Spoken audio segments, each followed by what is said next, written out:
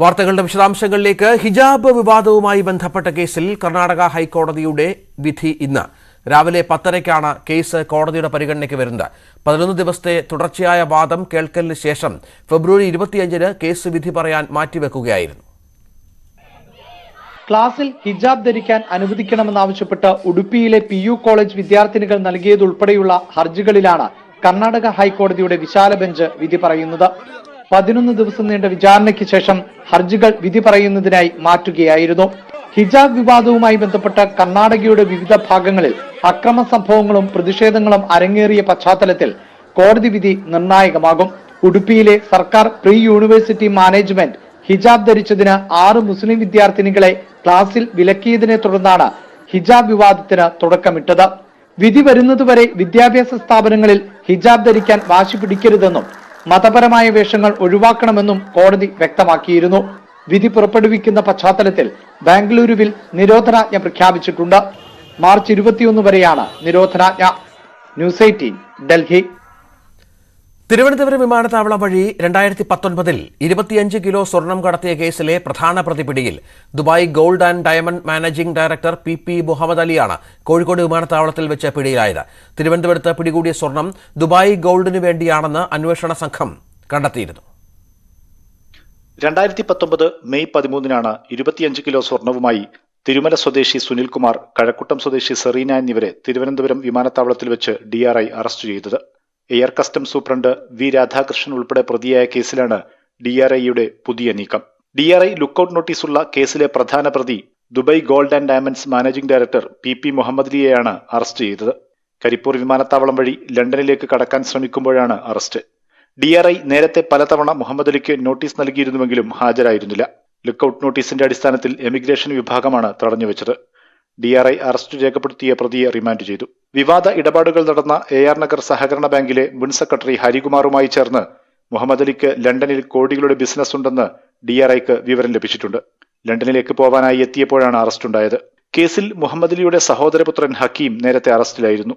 കള്ളക്കടത്ത് കേസുകളിൽ ആർക്കുവേണ്ടിയാണോ സ്വർണം കൊണ്ടുവരുന്നത് അവർ അറസ്റ്റിലാകുന്നത് അപൂർവമാണ്. തിരുവനന്തപുരത്ത് സ്വർണം പിടിക്കപ്പെട്ട സമയം ദുബായ് ഗോൾഡ് ഷോറൂമിലും ഓഫീസുകളിലുമെല്ലാം DRI റെയ്ഡ് നടത്തിയിരുന്നു. നേരത്തെയും പലതവണ ദുബായ് ഗോൾഡിന് വേണ്ടി സ്വർണം കൊണ്ടുവന്നിട്ടുണ്ടെന്ന് DRI കണ്ടെത്തിയിട്ടുണ്ട്. AR നഗർ സഹകരണ ബാങ്കിൽ ദുബായ് ഗോൾഡ് അക്കൗണ്ട് വഴി നടത്തിയ ഇടപാടുകളെക്കുറിച്ച് അന്വേഷിക്കാനും DRI തീരുമാനിച്ചിട്ടുണ്ട്. മുഹമ്മദ് ഷഹീദ്, ന്യൂസ് 18 കോഴിക്കോട്. മുഹമ്മദ് ഷഹീദ് കോഴിക്കോട്ട് നിന്ന് ഏറ്റവും പുതിയ വിവരങ്ങൾ നൽകും. മുഹമ്മദ് ഷഹീദ്, ഇയാൾ ഗൗരവതരമായ ഒരു അറസ്റ്റാണ്. വളരെ പ്രധാനപ്പെട്ട പങ്കാളിത്തമുള്ള ഒരാളെയാണ് അറസ്റ്റ് ചെയ്തിരിക്കുന്നത്. ഇയാളുടെ ഈ സ്വർണ്ണക്കടത്തുമായി ബന്ധപ്പെട്ട കേസിലെ ഇയാളുടെ സാന്നിധ്യം, അതിന്റെ പങ്കാളിത്തം സംബന്ധിച്ച് എത്രത്തോളം വിവരങ്ങളാണ് ഇതിനകം നമുക്ക് ലഭ്യമായിട്ടുള്ളത്?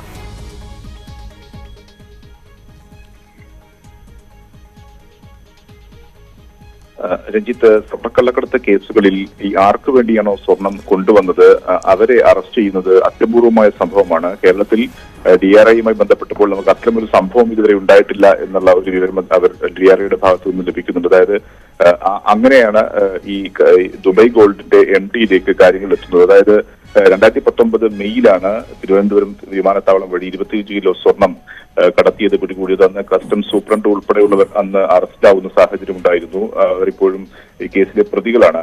ഈ സംഭവത്തിലാണ് ഇപ്പോൾ പുതിയ അറസ്റ്റ് ഉണ്ടായിരിക്കുന്നത്. അതായത് ഈ ദുബായ് ഗോൾഡിന് വേണ്ടിയാണ് ഈ സ്വർണം കൊണ്ടുവന്നത് എന്നുള്ള വിവരം DRIക്ക് ലഭിക്കുന്ന സാഹചര്യം ഉണ്ടായിരുന്നു. പലതവണ ദുബായ് ഗോൾഡ് ഉൾപ്പെടെയുള്ള അവരുടെ സ്ഥാപനങ്ങളിലും അവരുടെ ഓഫീസുകളിലുമെല്ലാം പരിശോധന നടത്തിയിരുന്നെങ്കിലും MD അറസ്റ്റ് ചെയ്യാൻ കഴിഞ്ഞിരുന്നില്ല. MDക്ക് പലതവണ നോട്ടീസ് നൽകുകയും ചെയ്തിരുന്നു ചോദ്യം ചെയ്യലിന് ഹാജരാവാൻ വേണ്ടി. അതിനൊടുവിലാണ് DRI ലുക്കൌട്ട് നോട്ടീസ് പുറപ്പെടുവിക്കുന്നത്.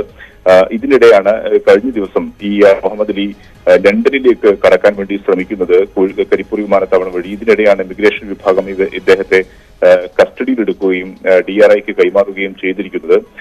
അതായത് പലപ്പോഴും ഈ സ്വർണ്ണക്കള്ളക്കടത്ത് കേസിൽ കാരിയർമാരെ കസ്റ്റഡിയിലെടുക്കുകയും അവർ അറസ്റ്റിലാവുകയും നിയമ നടപടി നേരിടുകയും ചെയ്യുന്ന സാഹചര്യമാണ് ഉണ്ടായിരുന്നത്. പക്ഷേ അതിന്റെ യഥാർത്ഥ ഈ കള്ളക്കടത്തിന്റെ കണ്ണികൾ അറസ്റ്റിലാവുന്ന സാഹചര്യം ഉണ്ടാകാറുണ്ടായിരുന്നില്ല. ഈ കാരിയർമാരെ അറസ്റ്റിലായി അവർ നിയമ നടപടി നേരിടുന്ന സാഹചര്യത്തിൽ മറ്റ് പുതിയ കാരിയർമാരെ കണ്ടെത്തി വീണ്ടും സ്വർണ്ണക്കള്ളക്കടത്ത് നടത്തുന്ന ഒരു സാഹചര്യമായിരുന്നു ഉണ്ടായിരുന്നത്. ആ സ്ഥിതിയാണ് നടന്നുകൊണ്ടിരിക്കുന്നത്. ഇതിനിടയിലാണ് ഇത്തരം ഒരു അറസ്റ്റിലേക്ക് കാര്യങ്ങൾ പോയിരിക്കുന്നത്. അതായത് തന്നെ അറസ്റ്റ് ചെയ്തിരിക്കുന്നു. കേരളത്തിന് അകത്തും വിദേശ രാജ്യങ്ങളിലുമായി നിരവധി ബ്രാഞ്ചുകളുള്ള ഒരു വ്യാപാര സംരംഭമാണ് ഈ ദുബായ് ഗോൾഡ് എന്നുള്ളതും പ്രധാനപ്പെട്ട കാര്യമാണ്. ഈ ദുബായ് ഗോൾഡിന് വേണ്ടി തന്നെ നിരവധി തവണ നേരത്തെയും ഈ തരത്തിൽ വലിയ തോതിൽ സ്വർണം കൊണ്ടുവന്നിട്ടുണ്ട് എന്ന് DRI കണ്ടെത്തിയിട്ടുണ്ട്. ഇതിൽ ഏറ്റവും സുപ്രധാനമായ മറ്റൊരു കാര്യം, ഈ ദുബായ് ഗോൾഡിന് മലപ്പുറം AR നഗർ സഹകരണ ബാങ്കിൽ ഇടപാടുകൾ ഉണ്ട് എന്നുകൂടി ഇപ്പോൾ DRIയുടെ അത്തരമൊരു വിവരം കൂടി DRIക്ക് ലഭിച്ചിട്ടുണ്ട്. അതുകൊണ്ട് തന്നെ അത്തരത്തിൽ ഈ സ്വർണ്ണക്കള്ളക്കടത്തിൽ വഴി ലഭിക്കുന്ന പണം സഹകരണ ബാങ്കിൽ നിക്ഷേപിച്ചോ എന്നുള്ള കാര്യം ഇപ്പോൾ DRI അന്വേഷിക്കുന്നുണ്ട്. അത്തരത്തിലേക്ക് അന്വേഷണം നീങ്ങാനാണ് ഇപ്പോൾ അന്വേഷണ ഉദ്യോഗസ്ഥരുടെ അതായത് ഈ AR സഹകരണ ബാങ്കുമായി ബന്ധപ്പെട്ട നിരവധി ക്രമക്കേടുകൾ നേരത്തെ നമ്മൾ റിപ്പോർട്ട് ചെയ്തതും പുറത്തു വന്നതും ഒക്കെയാണ്.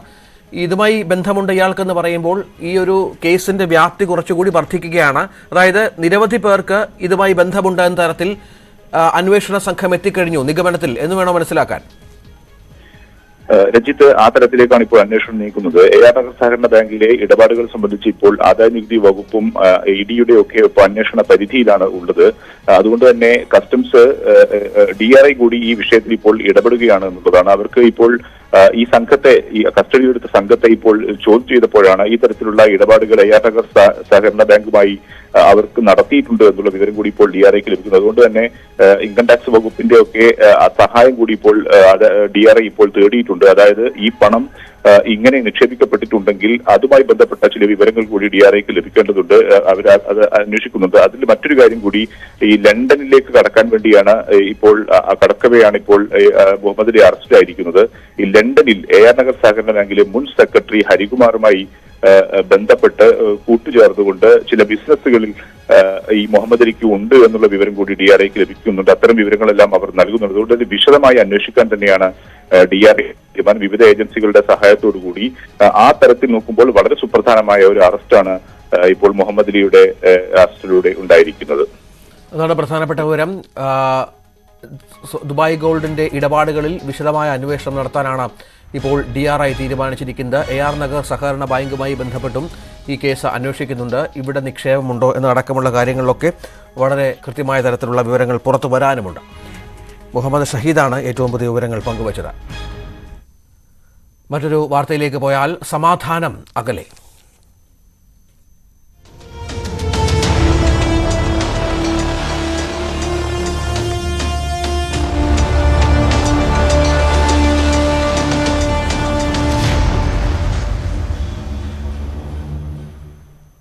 യുക്രൈനോട് ചേർന്നുള്ള കരിങ്കടൽ തീരത്തിന്റെ പൂർണ്ണ നിയന്ത്രണം ഏറ്റെടുത്ത റഷ്യ. ഇതോടെ യുക്രൈന്റെ തീരവ്യാപാരം നിലച്ചു. യുക്രൈനിലെ ടെലിവിഷൻ കേന്ദ്രത്തിന് നേരെ റഷ്യ ഇന്നലെ രാത്രിയിൽ ആക്രമണം നടത്തി. ഡോണറ്റ്സിലുണ്ടായ ആക്രമണത്തിൽ 20 പേർ കൊല്ലപ്പെട്ടതായാണ് റിപ്പോർട്ട്. യുക്രൈനിലെ സൈനിക നിയമം ഈ മാസം 30 വരെ നീട്ടിയതായി പ്രസിഡന്റ് വ്ളാദിമിർ സെലൻസ്കി പ്രഖ്യാപിച്ചു. 4ാം ഘട്ട സമാധാന ചർച്ച ഇന്ന് പുനരാരംഭിക്കും. ചില കാര്യങ്ങളിൽ കൂടുതൽ വ്യക്തത ആവശ്യമാണെന്ന് ചർച്ച നിർത്തിവെച്ച ശേഷം യുക്രൈൻ പ്രതിനിധി ഇന്നലെ വ്യക്തമാക്കിയിരുന്നു. റഷ്യൻ ആക്രമണത്തിനെതിരായ യുക്രൈന്റെ പരാതി അന്താരാഷ്ട്ര നീതിന്യായ കോടതി നാളെ പരിഗണിക്കുന്നുണ്ട്. 20ാം ദിവസമാണ് യുക്രൈനിൽ റഷ്യ ആക്രമണം തുടരുന്നത്.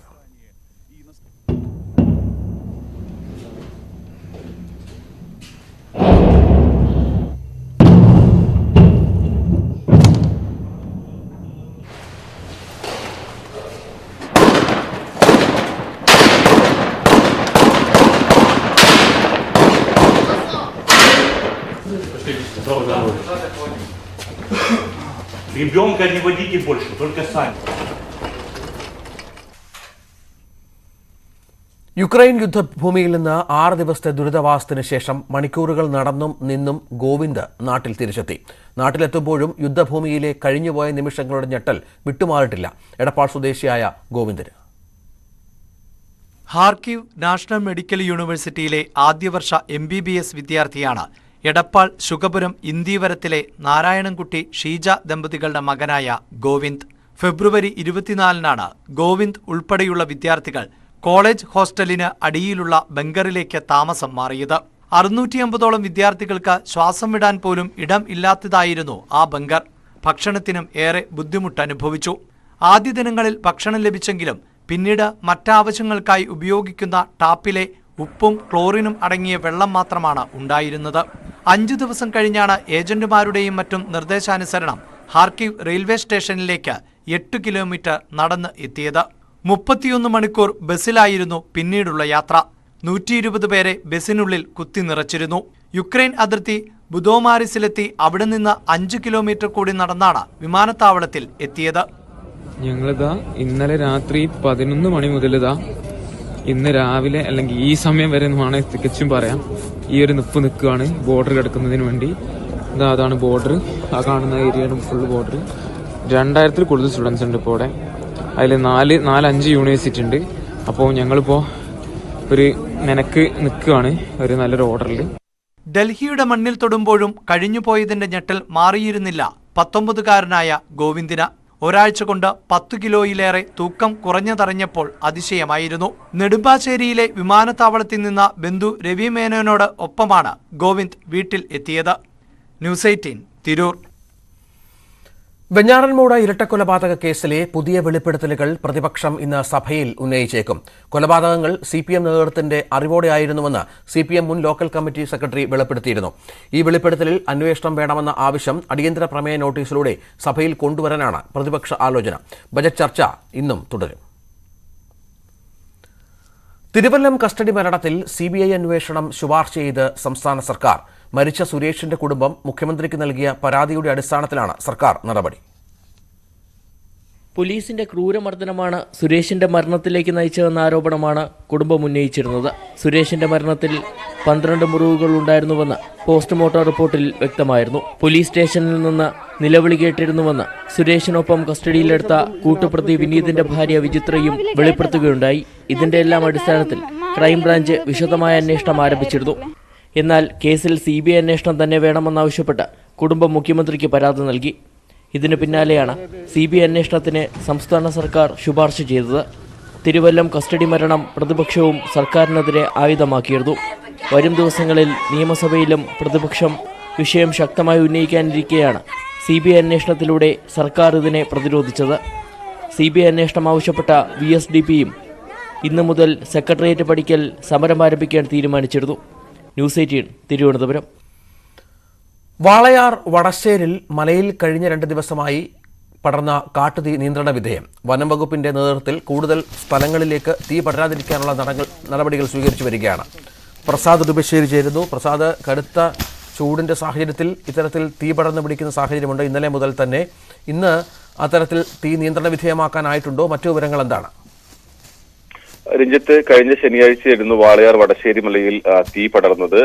2 ദിവസമായി ഈ മേഖലയിൽ തീ കൂടുതൽ സ്ഥലങ്ങളിലേക്ക് പടരാതിരിക്കാനുള്ള ശ്രമത്തിലായിരുന്നു വനം വകുപ്പ്. ഇന്നലെ രാത്രിയോടുകൂടി തന്നെ തീ പൂർണ്ണമായും നിയന്ത്രണ വിധേയമായി എന്നാണ് വനം വകുപ്പ് വ്യക്തമാക്കുന്നത്. ഇന്നലെ രാത്രി ഫയർഫോഴ്സിന്റെയും ജീവനക്കാർ തീ അണയ്ക്കാൻ അവിടെ എത്തിയിരുന്നു. എന്തായാലും ഇപ്പോൾ ആശങ്ക ഒഴിഞ്ഞിട്ടുണ്ട്. ആ മേഖലയിലെ തീ പൂർണ്ണമായും നിയന്ത്രണ വിധേയമായിട്ടുണ്ട്. എന്നാൽ ഏക്കർ കണക്കിന് വനമേഖല പൂർണ്ണമായും കത്തി നശിച്ചു. അതോടൊപ്പം തന്നെ വന്യജീവികൾ ഈ പഠനത്തെ തുടർന്ന് വന്യജീവികൾ പുറത്തേക്ക് ആ മേഖലയിലേക്ക് ഇറങ്ങാനുള്ള സാധ്യത കൂടി വനം വകുപ്പ് കാണുന്നുണ്ട്. എന്തായാലും ഇപ്പോൾ വാളയാർ വടശ്ശേരി മലയിലെ തീ പൂർണ്ണമായും നിയന്ത്രണ വിധേയമായിട്ടുണ്ട്.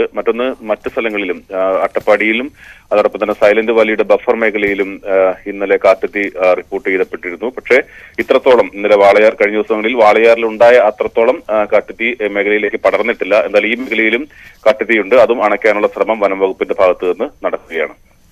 ശരി, പ്രസാദാണ് വിവരങ്ങൾ പങ്കുവച്ചത്. അവിടെ കയറിയോ വീണ്ടും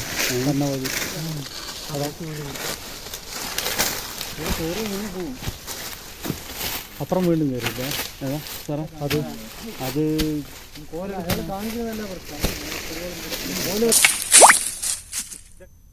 വാർത്താ ബുള്ളറ്റിൻ തുടരുന്നു. രാജ്യസഭാ സീറ്റ് വിഭജനത്തിനായി ഇടതുമുന്നണി യോഗം ഇന്ന് ചേരും. ജയമുറപ്പുള്ള 2-ൽ 1 സീറ്റ് CPM മത്സരിക്കും. 2ാമത്തെ സീറ്റും ഏറ്റെടുക്കാൻ CPM ശ്രമിക്കുന്നുണ്ട്. ഈ സീറ്റിൽ LJDയും CPIയും അവകാശവാദം ഉന്നയിക്കുന്നു. സർക്കാരിന്റെ മദ്യനയത്തിനും മുന്നണി യോഗം അംഗീകാരം നൽകും. CPMന്റെ K സോമപ്രസാദിനും LJDയുടെ MV ശ്രേയാംസ് കുമാറിനുമാണ് ഇടതുമുന്നണി പകരക്കാരെ തേടുന്നത്. 1 സീറ്റിൽ CPM മത്സരിക്കുമെന്നുറപ്പാണ്. രാജ്യസഭയിൽ പാർട്ടിയുടെ അംഗബലം കുറയുന്നതിനാൽ 2 സീറ്റിലും മത്സരിക്കണമെന്ന നിലപാടിലാണ് CPM. 2 സീറ്റും ഏറ്റെടുത്ത് 1-ൽ മുതിർന്ന നേതാവിനെയും മറ്റൊന്നിൽ യുവനേതാവിനെയും രാജ്യസഭയിലേക്ക് അയക്കാനാണ് ആലോചന. പ്രവർത്തന കേന്ദ്രം ഡൽഹിയായതിനാൽ DYFI ദേശീയ അധ്യക്ഷൻ AA റഹീമിനാണ് പ്രഥമ പരിഗണനയെന്നാണ് സൂചന. SFI അഖിലേന്ത്യാ പ്രസിഡന്റ് VP സാനു, സംസ്ഥാന സമിതി അംഗം ചിന്താ ജെറോം എന്നിവർക്കും സാധ്യതയുണ്ട്. മുതിർന്ന നേതാക്കളെ പരിഗണിച്ചാൽ A Vijayaraghavan, T M Thomas Isaac, K Shailaja, CS Sujatha എന്നിവരിലൊരാൾക്ക് വഴി തുറക്കും. ചലച്ചിത്ര താരം മമ്മൂട്ടിയുടെ പേരും ചർച്ചകളിലുണ്ടായിരുന്നു. സിറ്റിംഗ് സീറ്റിൽ ശക്തമായ അവകാശവാദമുണ്ടെങ്കിലും ഒരു MLA മാത്രമുള്ള LJDക്ക് സീറ്റ് ലഭിക്കാൻ സാധ്യത കുറവാണ്. ഒരു സീറ്റ് മതിയെന്ന തീരുമാനത്തിൽ CPM എത്തിയാൽ രണ്ടാമത്തെ സീറ്റ് CPIക്ക് ലഭിക്കും. IT മേഖലയിൽ ബാറുകൾക്ക് പുറമെ പബ്ബുകൾക്കും അനുമതി നൽകുന്ന മദ്യനയത്തിനും മുന്നണി യോഗം അംഗീകാരം നൽകും. അടുത്ത മന്ത്രിസഭാ യോഗത്തിന്റെ അനുമതിക്ക് ശേഷമാകും മദ്യനയം പ്രഖ്യാപിക്കുക. ബസ് ചാർജ് വർധനയും മുന്നണി ചർച്ച ചെയ്യും. CPI സംസ്ഥാന എക്സിക്യൂട്ടീവ് യോഗവും ഇന്ന് ചേരുന്നുണ്ട്. ന്യൂസ് 18 തിരുവനന്തപുരം. LDF ഭരിക്കുന്ന തൃശൂർ കോർപ്പറേഷനിൽ അവിശ്വാസ പ്രമേയം ഇന്ന് ചർച്ചയ്ക്ക്. ഒരു സീറ്റിന്റെ മാത്രം ഭൂരിപക്ഷത്തിനാണ് LDF ഭരണം മുന്നോട്ട് പോകുന്നത്. മേയർക്കും ഡെപ്യൂട്ടി മേയർക്കുമെതിരെയാണ് UDFന്റെ അവിശ്വാസം. അതേസമയം 6 അംഗങ്ങളുള്ള BJP വോട്ടെടുപ്പിൽ നിന്ന് വിട്ടുനിൽക്കുമെന്ന് വ്യക്തമാക്കിയിട്ടുണ്ട്. സ്വതന്ത്രനായി മത്സരിച്ച് ജയിച്ച MK വർഗീസിന് മേയർ സ്ഥാനം നൽകിയാണ് LDF തൃശൂർ കോർപ്പറേഷനിൽ ഭരണം പിടിച്ചത്. 25 അംഗങ്ങളാണ് LDFിനുള്ളത്, UDFന് 24. ഭരണപരാജയത്തിന്റെ പശ്ചാത്തലത്തിലാണ് അവിശ്വാസ പ്രമേയം എന്നാണ് UDF നിലപാട്. അതേസമയം വികസന പ്രവർത്തനത്തിന് തുരങ്കം വയ്ക്കുക മാത്രമാണ് നീക്കത്തിന് പിന്നിൽ എന്ന് LDFും ആരോപിക്കുന്നു. 2.5 വർഷം മേയർ സ്ഥാനം നൽകാമെന്ന ധാരണയിലാണ് MK വർഗീസിനെ LDF ഒപ്പം നിർത്തിയത്. എന്നാൽ അവിശ്വാസ പ്രമേയ പശ്ചാത്തലത്തിൽ 5 വർഷവും മേയർ സ്ഥാനം MK വർഗീസ് ആവശ്യപ്പെട്ടേക്കാം. ഇതുവഴി LDF ക്യാമ്പിൽ അതൃപ്തി ഉണ്ടാക്കാമെന്നാണ് കോൺഗ്രസിന്റെ കണക്കുകൂട്ടൽ. CPMനോട് ആലോചിക്കാതെ BJP MP സുരേഷ് ഗോപിയിൽ നിന്ന് ശക്തൻ മാർക്കറ്റിന് വേണ്ടി ധനസഹായം കൈപ്പറ്റിയതും നിസ്സാര കാര്യങ്ങൾ പോലും വിവാദമാക്കിയതുമൊക്കെ മേയർക്കെതിരെ ഇടതുമുന്നണിയിൽ മുറുമുറുപ്പ് ഉണ്ടാക്കിയിരുന്നു. അതിനിടയിലാണ് അവിശ്വാസ നീക്കം. അതേസമയം അട്ടിമറികൾ ഒന്നും സംഭവിച്ചില്ലെങ്കിൽ പ്രമേയം തള്ളിപ്പോകും. ന്യൂസ് 18 തൃശൂർ. ബസ് ചാർജ് വർധനവ് നടപ്പിലാക്കണമെന്നാവശ്യപ്പെട്ട് സ്വകാര്യ ബസ് ഉടമകൾ ഇന്ന് ഗതാഗത മന്ത്രിയെ കാണും. ചാർജ് വർധന സംബന്ധിച്ച ഉറപ്പ് ലഭിച്ചില്ലെങ്കിൽ അനിശ്ചിതകാല സമരം നടത്താനാണ് ബസ് ഉടമകളുടെ തീരുമാനം. മന്ത്രിയുമായുള്ള കൂടിക്കാഴ്ചയ്ക്ക് ശേഷം സമരപ്രഖ്യാപനം നടത്തുമെന്ന് നേതാക്കൾ വ്യക്തമാക്കി. മിനിമം ചാർജ് 12 രൂപയാക്കുക, വിദ്യാർത്ഥികളുടെ കൺസെഷൻ ചാർജ് മിനിമം 6 രൂപയാക്കുക തുടങ്ങിയവയാണ് പ്രധാന ആവശ്യങ്ങൾ. ഡീസൽ വില വൻതോതിൽ ഉയർന്ന സാഹചര്യത്തിൽ നിരക്ക് വർധനവ് ഇല്ലാതെ മുന്നോട്ടു പോകാനില്ലെന്ന് ബസ് ഉടമകൾ പറഞ്ഞു. 4 സംസ്ഥാനങ്ങളിലെ സർക്കാർ രൂപീകരണ നടപടികൾ ഊർജിതമാക്കി BJP. കേന്ദ്ര നിരീക്ഷകരുടെയും സഹനിരീക്ഷകരുടെയും സാന്നിധ്യത്തിൽ നിയമസഭാ കക്ഷി നേതാക്കളെ തിരഞ്ഞെടുക്കും. അതേസമയം പഞ്ചാബിൽ നാളെ ഭഗവന്ത് മാനിന്റെ നേതൃത്വത്തിലുള്ള AAP സർക്കാർ സത്യപ്രതിജ്ഞ ചെയ്യും. ഗോവയിലെ നിയുക്ത MLAമാർ ഇന്ന് സത്യപ്രതിജ്ഞ ചെയ്യും. ഉത്തർപ്രദേശ്, ഉത്തരാഖണ്ഡ്, മണിപ്പൂർ, ഗോവ സംസ്ഥാനങ്ങളിലെ സർക്കാർ രൂപീകരണത്തിനായാണ് BJP പാർലമെന്ററി ബോർഡ് കേന്ദ്ര നിരീക്ഷകരെയും സഹനിരീക്ഷകരെയും നിയമിച്ചത്. നിയമസഭകളിലെ കക്ഷി നേതാക്കളെ നിരീക്ഷകരുടെ സാന്നിധ്യത്തിൽ തെരഞ്ഞെടുക്കും. അമിത്ഷാ, രഘുവർദാസ് എന്നിവർക്കാണ് ഉത്തർപ്രദേശിന്റെ ചുമതല. 2ാം യോഗി സർക്കാരിൽ 3 ഉപമുഖ്യമന്ത്രിമാർ ഉണ്ടാകുമെന്നാണ് സൂചന.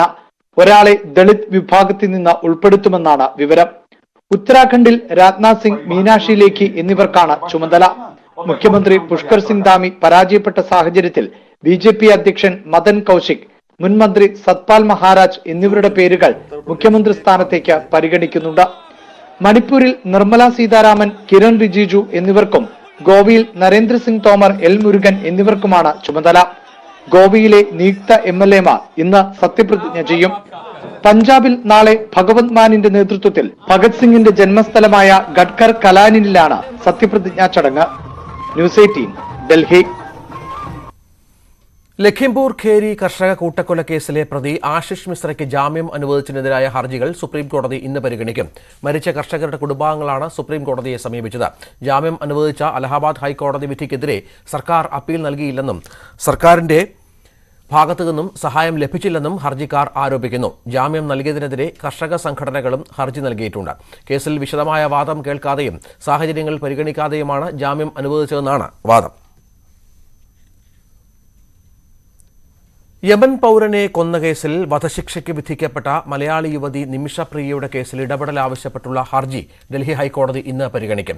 നിമിഷപ്രിയയുടെ ജീവൻ രക്ഷിക്കാൻ നയതന്ത്ര ഇടപെടൽ വേണമെന്നാണ് ഹർജിയിലെ ആവശ്യം. സേവ് നിമിഷപ്രിയ ഇന്റർനാഷണൽ ആക്ഷൻ കൗൺസിലാണ് ഹർജി നൽകിയത്. യമനിലെ സനായിലുള്ള അപ്പീൽ കോടതി നിമിഷയുടെ വധശിക്ഷ ശരിവെച്ച സാഹചര്യത്തിലാണ്. യമനിലെ സുപ്രീം ജുഡീഷ്യൽ കൗൺസിലിനെ നിമിഷയ്ക്ക് സമീപിക്കാമെങ്കിലും അപ്പീൽ കോടതിയുടെ വിധി സുപ്രീം കോടതി പുനഃപരിശോധിക്കില്ല. വാക്സിനേഷൻ തയ്യാറെടുപ്പുകൾ വിലയിരുത്താൻ കേന്ദ്ര ആരോഗ്യ സെക്രട്ടറി വിളിച്ച സംസ്ഥാന ആരോഗ്യ സെക്രട്ടറിമാരുടെ യോഗം ഇന്ന് രാവിലെ 11 മണിക്ക് ഓൺലൈനിലാണ് യോഗം. 12നും 14നും ഇടയിൽ പ്രായമുള്ളവർക്കുള്ള കോവിഡ് വാക്സിനും 60 വയസ്സിന് മുകളിലുള്ളവർക്ക് ഉള്ള കരുതൽ ഡോസും ബുധനാഴ്ച മുതൽ നൽകി തുടങ്ങുന്ന സാഹചര്യത്തിലാണ് യോഗം. 12 വയസ്സിന് മുകളിലുള്ളവർക്ക് നൽകുന്നതിന് സൈക്കോവി, കോവാക്സിൻ, കോർബേവാക്സ് എന്നീ വാക്സിനുകൾക്ക് അനുമതി ലഭിച്ചിട്ടുണ്ട്.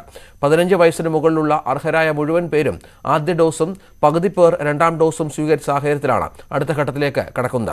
60 വയസ്സിന് മുകളിൽ പ്രായമുള്ള മറ്റ് അസുഖങ്ങളുള്ളവർക്ക് ജനുവരി 6 മുതൽ ബൂസ്റ്റർ ഡോസ് നൽകി തുടങ്ങിയിരുന്നു. വാർത്താ ബുള്ളറ്റിൻ തുടരുന്നു.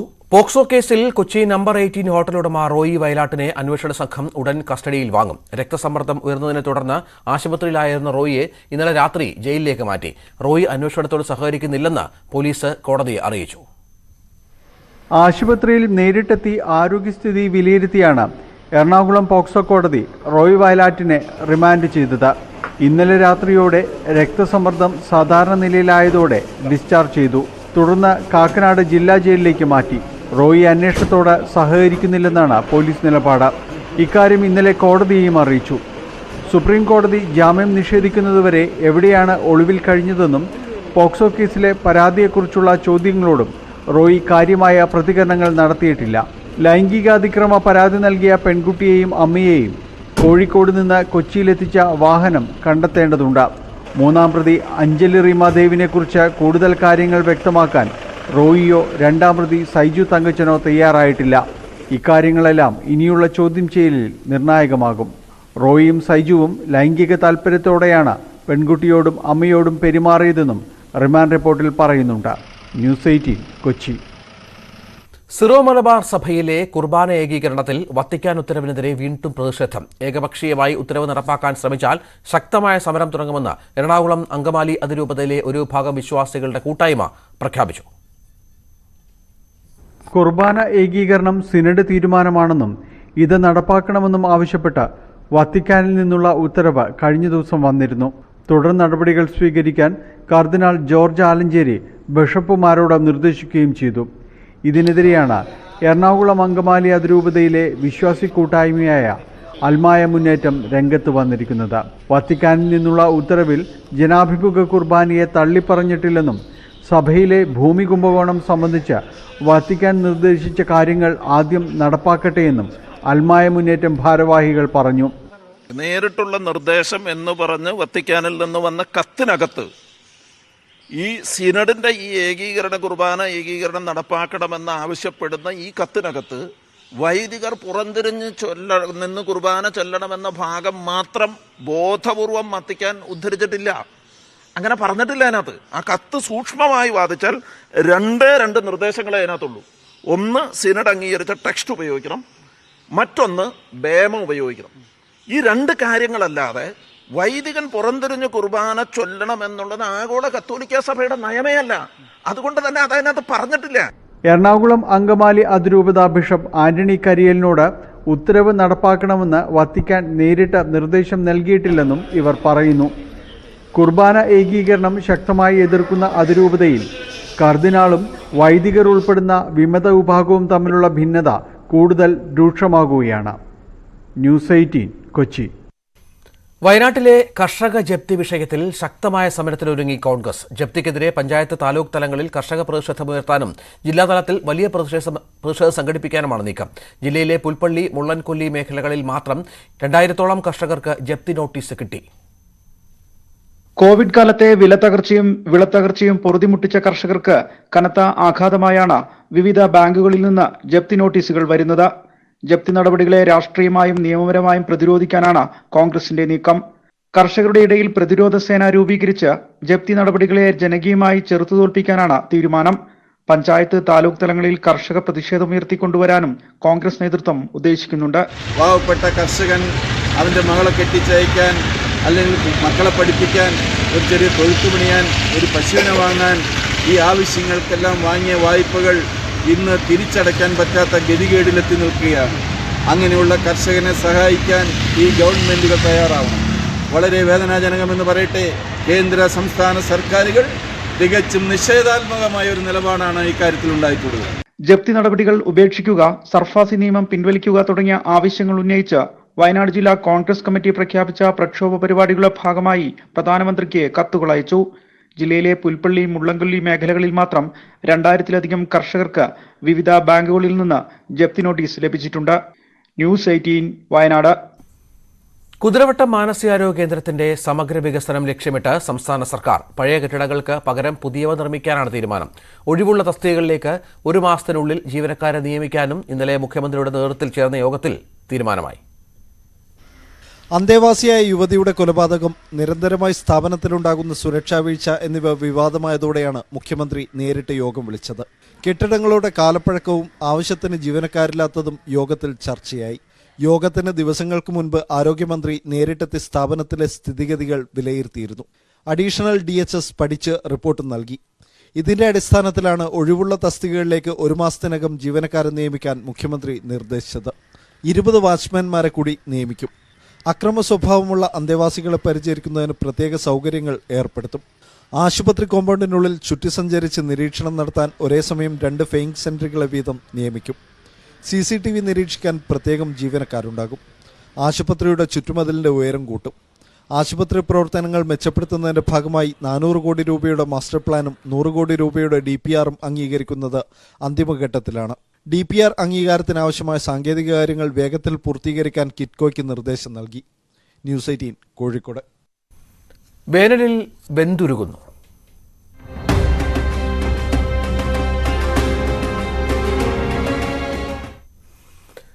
കനത്ത ചൂടിന് ശമനമായി സംസ്ഥാനത്ത് ഇന്നു മുതൽ വേനൽ മഴ ലഭിക്കുമെന്ന് കാലാവസ്ഥാ കേന്ദ്രം. 4 ജില്ലകളിൽ വേനൽ മഴ ലഭിക്കുമെന്നാണ് പ്രവചനം. കൊല്ലം, പത്തനംതിട്ട, ആലപ്പുഴ, എറണാകുളം ജില്ലകളിൽ 2 ദിവസം വേനൽ മഴ ലഭിക്കുമെന്ന് കാലാവസ്ഥാ കേന്ദ്രം അറിയിച്ചു. തിരുവനന്തപുരം മുതൽ എറണാകുളം വരെയുള്ള ജില്ലകളിൽ നാളെ മഴയ്ക്ക് സാധ്യതയുണ്ടെന്നും അറിയിപ്പിൽ പറയുന്നു. ഈ മാസം അവസാനം വരെ വിവിധ ജില്ലകളിലായി വേനൽ മഴ തുടർന്നേക്കും. അതേസമയം പാലക്കാട്, കോഴിക്കോട് തുടങ്ങിയ വടക്കൻ ജില്ലകളിൽ കടുത്ത ചൂട് തുടരുകയാണ്. 40 ഡിഗ്രിക്ക് അടുത്താണ് ഈ ജില്ലകളിലെ താപനില.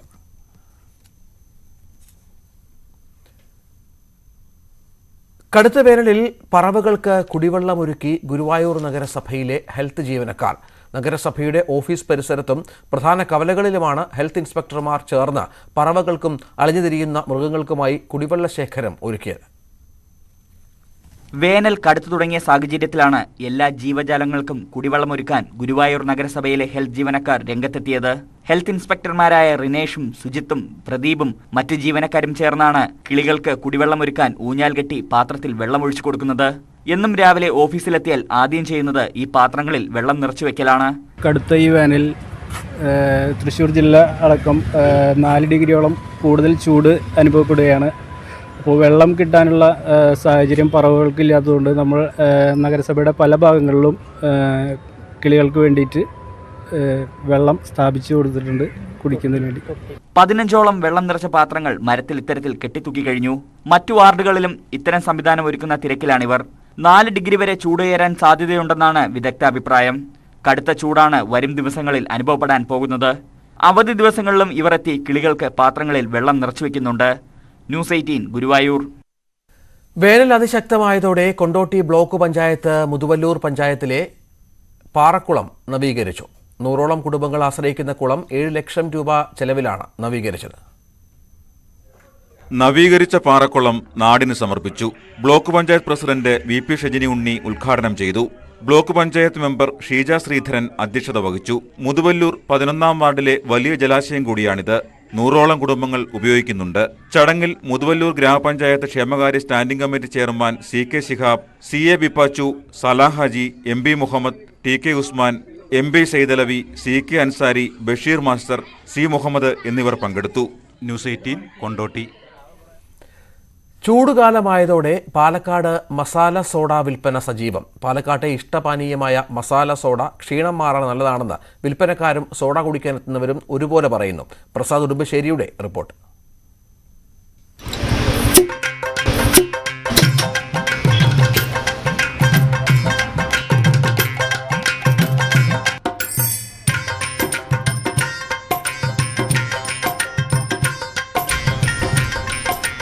ചൂടുകാലത്ത് പാലക്കാട് സ്പെഷ്യലാണ് മസാല സോഡ. ആ മസാല സോഡ ഏറ്റവും നല്ല മസാല സോഡ കിട്ടുന്നതാണ് പാലക്കാട് വലിയങ്ങാടിയിലുള്ള എനിക്ക് പുറകിലുള്ള ഈ കട. നമുക്ക് നോക്കാം. ചേട്ടാ നമസ്കാരം. എങ്ങനെയുണ്ട് ഇപ്പോൾ ചൂടൊക്കെ? എന്നാലും പാലക്കാട് ഏറ്റവും നല്ല വേനൽ ചൂടിന് നല്ല ഭയങ്കര ചൂടാണല്ലേ? ചൂടിന് നല്ല തണുപ്പാണ് കുടിക്കാൻ സാധനം. മസാല തൈരാണ് മെയിൻ ചേരുന്നത്. തൈരിൽ നമ്മൾ ഇഞ്ചി, കറിവേപ്പില, മല്ലിയില അങ്ങനെ ചേർത്ത് തണുപ്പ്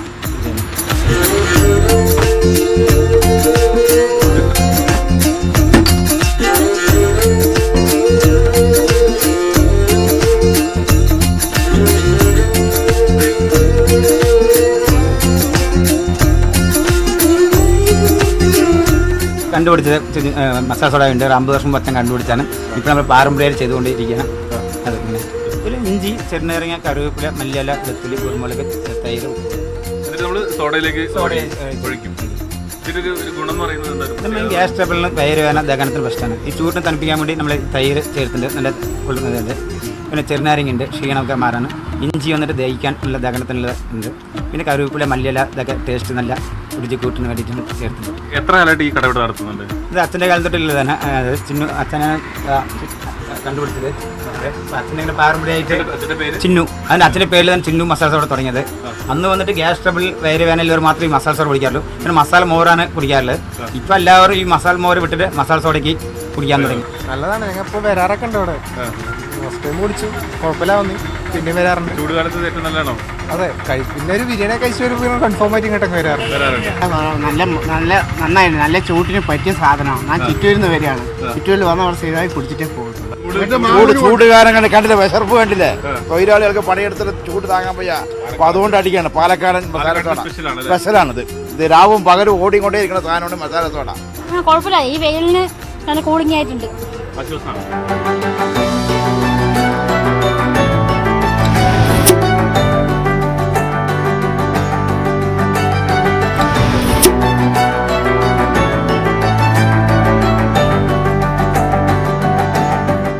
എന്തായാലും പാലക്കാട് വരുന്നവർ മസാല സോഡ കുടിക്കാതെ പോകരുത്.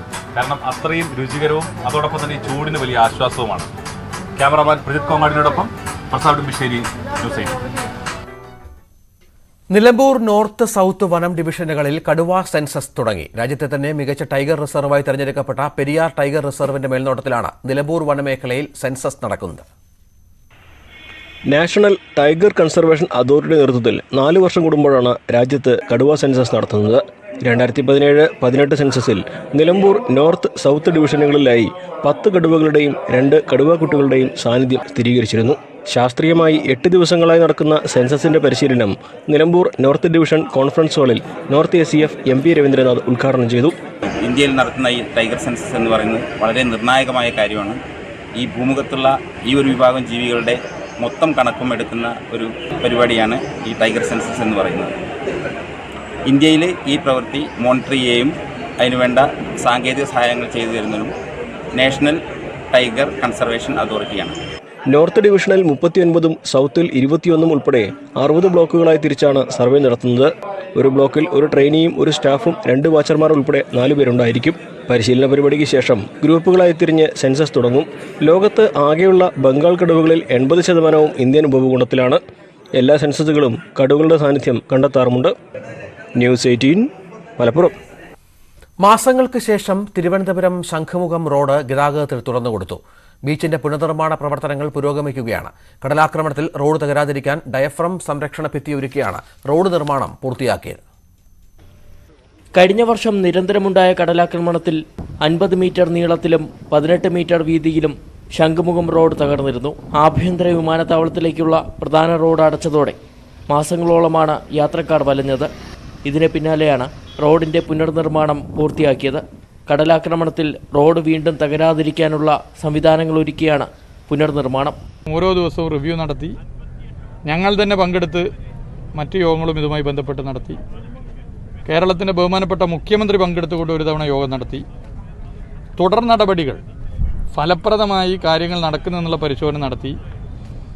അറിയിച്ചും അറിയാതെയും ഇവിടെ വരികയും പരിശോധിക്കുകയും ചെയ്ത സ്ഥിതിയുണ്ടായി. ഇതിൻ്റെ ഭാഗമായി ഡയഫ്രം വാൾ നിർമ്മാണം നമ്മൾ നിശ്ചയിച്ച പ്രകാരം ഈ കഴിഞ്ഞ ഫെബ്രുവരി 28 തന്നെ ഊരാളുങ്കൽ ലേബർ കോൺട്രാക്ട് സൊസൈറ്റി പൂർത്തീകരിച്ചിട്ടുണ്ട്. അവരെ പ്രത്യേകം അഭിനന്ദിക്കുകയാണ്. 360 മീറ്റർ നീളത്തിൽ ഡയഫ്രം വാൾ നിർമ്മിച്ചിട്ടുണ്ട്. ഇതിനുശേഷം ക്യാപ് ഫില്ലിംഗ് നടത്തി അതിനു മുകളിലാണ് ടാർ ഇട്ടത്. ബീച്ചിന്റെ ഭാഗത്ത് കരിങ്കല്ലിടുന്നത് പുരോഗമിക്കുകയാണ്. ഊരാളുങ്കൽ ലേബർ കോൺട്രാക്ട് സൊസൈറ്റിക്കാണ് നിർമ്മാണ ചുമതല. ന്യൂസ് 18 തിരുവനന്തപുരം. സാധന സാമഗ്രികളുടെ അനിയന്ത്രിതമായ വിലക്കയറ്റം നിർമ്മാണ മേഖലയെ പ്രതിസന്ധിയിലാക്കുന്നു. സിമന്റ്, കമ്പി, ഇലക്ട്രിക്കൽസ് എന്നിവയ്ക്കെല്ലാം വില വർദ്ധിച്ചത് സാധാരണക്കാരായ ഉപഭോക്താക്കളെയും തൊഴിലാളികളെയും പ്രതിസന്ധിയിലാക്കിയിരിക്കുകയാണ്. സിമന്റിന്റെയും കമ്പിയുടെയും വിലവർധനയാണ് പ്രധാനമായും നിർമ്മാണ മേഖലയെ പ്രതിസന്ധിയിലാക്കുന്നത്. ഇലക്ട്രിക്കൽസ്, പൈപ്പുകൾ എന്നിവയ്ക്കും വില വർദ്ധിച്ചിട്ടുണ്ട്. വലിയ പ്രതിസന്ധിയാണ്. ഈ കോവിഡിന് ശേഷം വിലക്കയറ്റം കൊണ്ട് പൊറുതിമുട്ടിയിരിക്കുകയാണ്. സിമന്റ് ആയാലും കമ്പി ആയാലും എല്ലാ മേഖലകളിലും എല്ലാ മെറ്റീരിയൽസിനും ഒരു മാനദണ്ഡവും ഇല്ലാതെ വില വർദ്ധിച്ചുകൊണ്ടിരിക്കുകയാണ്. നിർമ്മാണ മേഖലയിലെ പ്രതിസന്ധി സാധാരണക്കാരുടെ വീട് നിർമ്മാണത്തിനെയും കാര്യമായി ബാധിക്കുന്നു. വിലക്കയറ്റം നേരിടാൻ സർക്കാർ അടിയന്തര ഇടപെടൽ നടത്തണമെന്നാണ് ഈ രംഗത്തെ സംഘടനയായ ലെൻസ്ഫെഡ് പറയുന്നത്. ഈ വിലക്കയറ്റം ഉണ്ടാക്കുന്ന പ്രതിസന്ധി ഏറ്റവും കൂടുതൽ അനുഭവസ്ഥർ ശരിക്കും സാധാരണ ജനങ്ങളാണ്. നിർമ്മാണ മേഖല നടക്കുന്നതിൽ 80% നടക്കുന്നത് സാധാരണക്കാരൻ്റെ വീടുകളാണ്. ഈ സാധാരണക്കാരൻ്റെ വീടുകളിൽ നിർമ്മാണം നടത്തുന്ന സാധാരണക്കാരനാണ് ഈ നിർമ്മാണ മേഖലയിലെ വിലക്കയറ്റം പ്രതിസന്ധി ഉണ്ടാക്കുന്ന ഓൻ്റെ ജീവിതത്തെ ഘട്ടം തന്നെ മാറ്റുന്ന ഒരവസ്ഥയിലേക്കാണ് ഈ പോകുന്നത്. ഭൂമിയുടെ തരം സംബന്ധിച്ച പ്രശ്നങ്ങൾ പരിഹരിക്കാൻ സർക്കാർ തയ്യാറാകണമെന്നും വടകരയിൽ ചേർന്ന ലെൻസ്ഫെഡ് സമ്മേളനം ആവശ്യപ്പെട്ടു. CR സോൺ മാപ്പ് ഉടൻ പുറത്തിറക്കി തീരദേശ മേഖലയിലെ നിർമ്മാണ പ്രതിസന്ധി പരിഹരിക്കണമെന്നും സംഘടന ആവശ്യപ്പെട്ടു. ന്യൂസ് 18 വടകര. കുട്ടികൾ ശേഖരിച്ച 25,000 പുസ്തകങ്ങളുമായി Payyoli higher secondary school library. സംസ്ഥാനത്ത് തന്നെ ഏറ്റവും വലിയ സ്കൂൾ ലൈബ്രറികളിൽ ഒന്നാണ് ധനുസ് എന്ന പേരിൽ സ്കൂളിൽ ആരംഭിച്ചത്. പൊതുജന സഹകരണത്തിൽ ശേഖരിച്ച 25,000 പുസ്തകങ്ങളുള്ള ലൈബ്രറിയാണ് Payyoli vocational higher secondary സ്കൂളിലേത്.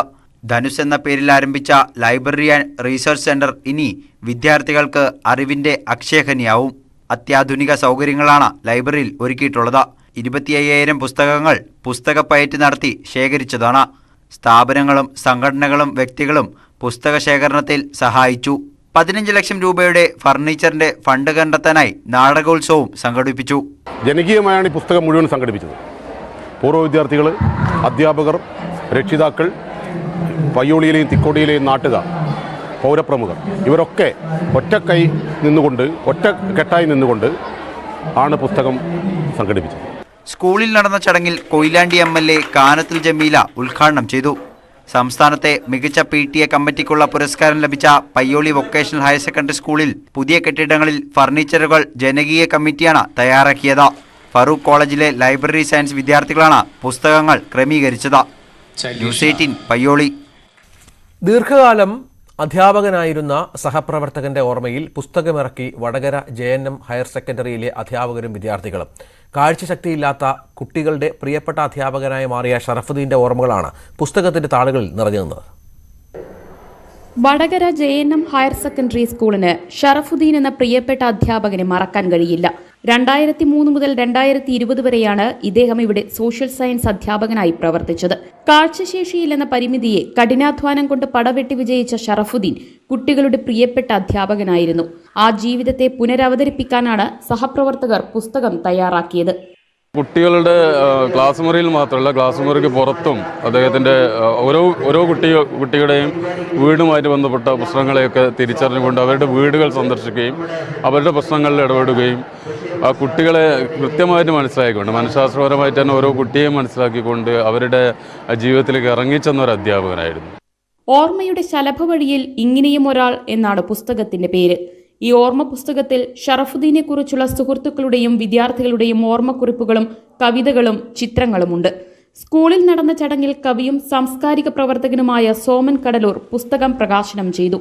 News 18 Vadakara. Super ഹിറ്റായി മാറിയ വിനീത് ശ്രീനിവാസന്റെ ഹൃദയം സിനിമയുമായി കൂട്ടിയിണക്കി MBA അധ്യാപകൻ തയ്യാറാക്കിയ ചോദ്യപേപ്പർ കൗതുകമായി. പാലക്കാട് ലീഡ് കോളേജിലെ അധ്യാപകൻ രഞ്ജിത്ത് കാരട്ടാണ് 1ാം വർഷ MBA വിദ്യാർത്ഥികൾക്കുള്ള ഇന്റേണൽ പരീക്ഷയ്ക്കായി വേറിട്ട ചോദ്യപേപ്പർ തയ്യാറാക്കിയത്. When Arun Neelakandan met Darshana for the first time, he made an assumption about Darshana by looking into her eyes. He told his friend Anthony Tadikaran that she is not committed. In research terms, what is this assumption called? Explain the same. Palakkad lead കോളേജിലെ 1ാം വർഷ MBA വിദ്യാർത്ഥികൾക്കായി quantitative techniques എന്ന വിഷയത്തിൽ നടന്ന internal പരീക്ഷയുടെ ആദ്യത്തെ ചോദ്യമാണിത്. ഹൃദയം സിനിമയിലെ കഥാപാത്രങ്ങളെ കൂട്ടിയിണക്കിയാണ് ഇതിലെ മുഴുവൻ ചോദ്യങ്ങളും തയ്യാറാക്കിയിട്ടുള്ളത്. സിനിമയിലെ അരുൺ നീലകണ്ഠനും ദർശനയും ആന്റണി താടിക്കാരനും നിത്യ ബാലഗോപാലുമെല്ലാം ചോദ്യപേപ്പറിൽ നിറഞ്ഞുണ്ട്. പഠനം ലളിതമാക്കാനാണ് ഇത്തരമൊരു മാർഗം സ്വീകരിച്ചതെന്ന് അധ്യാപകനായ Ranjith Karatt. Basically quantitative techniques എന്ന് പറഞ്ഞൊരു ഡ്രൈ സബ്ജക്റ്റാണ്. സ്വാഭാവികമായിട്ടും MBA സിലബസിനകത്ത് QT അതുപോലെ തന്നെ മാനേജ്മെൻറ്റ് സയൻസ് ഒക്കെ ബേസിക്കലി ഒരു സ്റ്റാറ്റിസ്റ്റിക്സ് പ്ലസ് മാത്തമാറ്റിക്സ് ഓറിയൻറ്റഡ് പേപ്പറാണ്. സ്വാഭാവികമായിട്ടും കൂടുതൽ ഫെയിലിയർ റേറ്റ് എല്ലാം ഉള്ളൊരു പേപ്പർ ആയതുകൊണ്ട് തന്നെ ഇതിനെ ഏത് രീതിയിൽ നമുക്ക് ലളിതമാക്കാം എന്നുള്ളതിൻ്റെ അടിസ്ഥാനത്തിലാണ് ഇങ്ങനത്തെ ഒരു കൺസെപ്റ്റിലോട്ട് വന്നത്. ഇപ്പോൾ വെസ്റ്റേൺ യൂണിവേഴ്സിറ്റിയിലൊക്കെ സാധാരണ ഇതിൽ വീഡിയോ കേസ് സ്റ്റഡീസ് അവൈലബിൾ ആണ്. ഒരു വീഡിയോ കാണിച്ചു കൊടുത്തതിന് ശേഷം അതിനെ ബേസ് ചെയ്തുകൊണ്ട് കേസ് സ്റ്റഡി രൂപത്തിൽ ക്വസ്റ്റ്യൻ പേപ്പറെല്ലാം സെറ്റ് ചെയ്യാറുണ്ട്. അപ്പോൾ അതേപോലെയുള്ള എന്തെങ്കിലും ഒരു ഇന്നോവേറ്റീവായിട്ട് ചെയ്യണം എന്നുള്ളൊരു ആഗ്രഹത്തിൻ്റെ പുറത്താണ് ഇങ്ങനത്തെ ഒരു കൺസെപ്റ്റിലോട്ട് വന്നത്. ക്വാണ്ടിറ്റേറ്റീവ് ടെക്നിക്സ് എന്ന വിഷയം അല്പം കടുപ്പമേറിയതാണ്. അതുകൊണ്ട് തന്നെ കടുപ്പമേറിയ ചോദ്യം പ്രതീക്ഷിച്ചു പോയ കുട്ടികൾക്ക് ചോദ്യപേപ്പർ കിട്ടിയപ്പോൾ ടെൻഷനൊക്കെ ചിരിയിലേക്ക് മാറി. രഞ്ജിത്തേട്ടൻ ആദ്യം ക്വസ്റ്റ്യൻ പേപ്പർ എങ്ങനെ ആർക്കും ചോദിച്ചപ്പോൾ ട്വിസ്റ്റ് ഉണ്ടെന്ന് വിചാരിച്ചു. പക്ഷെ ഇത്രയും നന്നായിട്ടുണ്ടായിരിക്കും ആരും എക്സ്പെക്ട് ചെയ്തില്ലായിരുന്നു. പിന്നെ ആ ഒരു ഫുൾ സ്റ്റോറി അത്രയും നന്നായിട്ട് ക്രിയേറ്റീവായിട്ടാണ് എല്ലാ ക്വസ്റ്റ്യൻസും തന്നിട്ടുണ്ടായിരുന്നത്. ആ സ്റ്റോറിയും അതുപോലെ നമുക്ക് ആ ലിങ്ക് ചെയ്യാനായിട്ട് നല്ലൊരു ക്രിയേറ്റീവ് രീതിയിൽ തന്നെ ലിങ്ക് ചെയ്യിപ്പിച്ചിട്ടുണ്ട് എല്ലാ ക്വസ്റ്റ്യൻസും. നല്ല ഒരു സന്തോഷം എന്ന് തോന്നിയത്. ആദ്യം രഞ്ജിത്തേട്ടൻ ക്ലാസ്സിൽ വന്നപ്പോൾ ഞങ്ങളൊക്കെ ഭയങ്കര നോക്കി ചിരിക്കുമായിരുന്നു. അപ്പോൾ ഞങ്ങൾ അപ്പോഴേ വിചാരിച്ചു എന്തോ വരുന്നുണ്ട് വലുതെന്ന്. പക്ഷെ ഇത്രയും പ്രതീക്ഷിച്ചില്ല. നമുക്ക് ആദ്യം ഒരു ഇൻസ്ട്രക്ഷൻ തരുന്നത് ഒരു ഭയങ്കര ക്രിയേറ്റിവിറ്റിയിൽ വന്നിട്ടുണ്ടായിരുന്നു. ഉത്തരറിയില്ലെങ്കിൽ ദൈവത്തിന് വിളിച്ചോ പൊക്കോ അങ്ങനത്തെ ഒരു ഇതൊക്കെ ഉണ്ടായിരുന്നു. ആദ്യമായിട്ടാണ് ഫുൾ പേപ്പർ ഇങ്ങനെ ഒരു സിനിമയായിട്ട് ലിങ്ക് ചെയ്ത് വന്നത്. എന്തായാലും പരീക്ഷ കഴിഞ്ഞപ്പോൾ ഹൃദയം സിനിമ ഒരിക്കൽ കൂടി കണ്ടതുപോലെയെന്ന് വിദ്യാർത്ഥികൾ.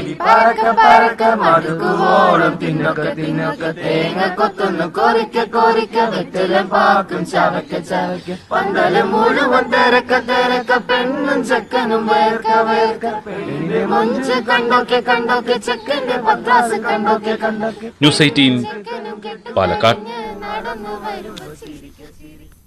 മാരത്തൺ താരത്തിന്റെ ചികിത്സയ്ക്ക് പണം കണ്ടെത്താനായി ട്രയാൽത്തൺ. വാഹനാപകടത്തിൽ ഇരുകാലുകൾക്കും ഗുരുതരമായി പരിക്കേറ്റ പെരിന്തൽമണ്ണ സ്വദേശി അബ്ദുൽ ഖാദറിന്റെ ചികിത്സയ്ക്ക് പണം കണ്ടെത്താനാണ് ട്രയാത്തലൺ സംഘടിപ്പിച്ചത്. മംഗളൂരുവിൽ വെച്ച് 2020 മാരത്തൺ ഓട്ടക്കാരനായ അബ്ദുൽ ഖാദറിന് അപകടത്തിൽ ഇരുകാലുകൾക്കും ഗുരുതരമായി പരിക്കേൽക്കുന്നത്. ചികിത്സയ്ക്ക് പണം കണ്ടെത്താൻ ബുദ്ധിമുട്ട് നേരിട്ടതിനെ തുടർന്നാണ് റോയൽ റണ്ണേഴ്സ് ക്ലബ്ബ് ട്രയാത്തലൺ സംഘടിപ്പിച്ചത്. 3.8 കിലോമീറ്റർ നീന്തൽ, 180 കിലോമീറ്റർ സൈക്ലിംഗ്, 42 കിലോമീറ്റർ ഓട്ടം, ഇങ്ങനെയാണ് പരിപാടി സംഘടിപ്പിച്ചിരിക്കുന്നത്. ആലുവ തോട്ടുമുഖത്ത് നിന്ന് 4 കിലോമീറ്റർ നീന്തി ആലുവ ശിവരാത്രി മണപ്പുറത്തിന് സമീപം തെക്കേക്കടവിലെത്തിയവരെ ജോസ് മാവേലിയുടെ നേതൃത്വത്തിൽ സ്വീകരിച്ചു. അബ്ദുൽ ഖാദർ ഒരു കാർ അപകടത്തിൽ ഗുരുതരമായ പരിക്കേറ്റ് കാലിന് വളരെ പരിക്ക് വന്നിട്ട് ബെഡ് റിഡാണ് ഇപ്പോഴും. അപ്പോൾ ആൾക്ക് 10-15 ലക്ഷം രൂപ ഓൾറെഡി ചിലവായി. അതിനു വേണ്ടിയിട്ട് നമ്മൾ എല്ലാവരും കൂടി ശ്രമിക്കുകയാണ്. റോയൽ റണ്ണേഴ്സ് കാലിക്കറ്റാണ് ഇത് ഓർഗനൈസ് ചെയ്തിരിക്കുന്നത്. ഇവർക്ക് ഞങ്ങളെല്ലാവരെയും മുക്തകണ്ഠം അഭിനന്ദനങ്ങൾ 1000 നേരുകയാണ്. ആലുവയിൽ ആരംഭിച്ച ട്രയാത്തലൺ കോഴിക്കോട് ബീച്ചിലാണ് അവസാനിച്ചത്. ക്ലബ്ബ് താരങ്ങളായ സുജീഷ് നായർ, അനസ്, ഷാനവാസ് എന്നിവരാണ് മാരത്തണിൽ പങ്കെടുത്തത്.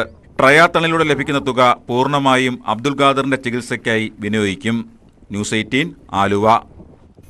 സഹപ്രവർത്തകന്റെ ചികിത്സാ സഹായത്തിന് ബിരിയാണി ചലഞ്ചുമായി ഡിവൈഎഫ്ഐ. വാഹനാപകടത്തിൽ ഗുരുതരമായി പരിക്കേറ്റ മണാശ്ശേരിൽ റഹീമിന്റെ ചികിത്സയ്ക്ക് പണം കണ്ടെത്താനാണ് ബിരിയാണി ചലഞ്ച് സംഘടിപ്പിച്ചത്.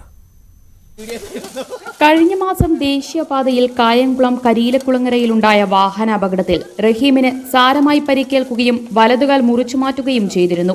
നിലവിൽ എറണാകുളം മെഡിക്കൽ ട്രസ്റ്റ് ഹോസ്പിറ്റലിൽ ചികിത്സയിലാണ് റഹീം. സാമ്പത്തികമായി ബുദ്ധിമുട്ട് അനുഭവിക്കുന്ന കുടുംബത്തിന് ചികിത്സാ ചെലവ് താങ്ങാനാവുന്നതായിരുന്നില്ല. ഈ സാഹചര്യത്തിലാണ് ചുടുകാട് യൂണിറ്റ് ബിരിയാണി ചാലഞ്ചുമായി രംഗത്തെത്തിയത്. ഈ ബിരിയാണി ചലഞ്ച് വഴി കിട്ടുന്ന സാമ്പത്തികം മുഴുവനായി ആ കുടുംബത്തിന്റെ റഹീമിന്റെ ചികിത്സയ്ക്കായി ചെലവഴിക്കണമെന്നുള്ളതാണ് പ്രതീക്ഷ. ഇത് ആരംഭഘട്ടത്തിൽ ആ കുടുംബത്തിന് 2 ലക്ഷം രൂപ കൊടുക്കാമെന്ന ലക്ഷ്യത്തോടു കൂടിയാണ് ഈ സംരംഭം ആരംഭിച്ചത്. ഏതാണ്ട് ബിരിയാണി ചലഞ്ച് കഴിയുന്നതോടുകൂടി തന്നെ ഏതാണ്ട് 3 ലക്ഷത്തിലധികം രൂപ ഈ കുടുംബത്തിന് കൊടുക്കുവാൻ വേണ്ടി സാധിക്കും എന്നാണ് ഇതിൻ്റെ ചുമതലക്കാരായിട്ടുള്ള സഖാക്കൾ, പ്രിയപ്പെട്ടവർ അറിയിച്ചിട്ടുള്ളത്. വിഭവങ്ങൾ മുഴുവൻ സ്പോൺസർഷിപ്പിലൂടെയാണ് സമാഹരിച്ചത്. 3000-ഓളം ബിരിയാണി പാക്കറ്റുകൾ ചലഞ്ചിലൂടെ തയ്യാറാക്കി നൽകി. കിട്ടിയ മുഴുവൻ തുകയും റഹീമിന്റെ കുടുംബത്തിന് കൈമാറുമെന്ന് ഡിവൈഎഫ്ഐ നേതാക്കൾ അറിയിച്ചു. ന്യൂസ് 18 കായംകുളം. ഇടവേളയ്ക്ക് ശേഷം കൂടുതൽ വാർത്തകളുമായി തിരിച്ചെത്താം.